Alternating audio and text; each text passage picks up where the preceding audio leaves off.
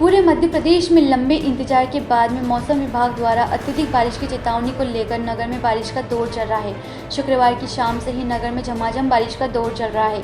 बारिश आने से किसानों के चेहरे पर भी खुशी दिखाई दे रही है। वहीं लंबे इंतजार के बाद में नगर में रात भर से हो रही बारिश से गर्मी से भी निजात मिली है। साथ ही गणेश जी के नगर आगमन में खुशी का माहौल भी दिखाई दिया है। घर घर पर गणेश जी की मूर्तियों की स्थापना की गई है। साथ ही शासन के निर्देशों का पालन करते हुए 2 फीट तक की मूर्तियां ही स्थापित की गई है। खरगोन जिले के सेगांव से जय गुप्ता की रिपोर्ट।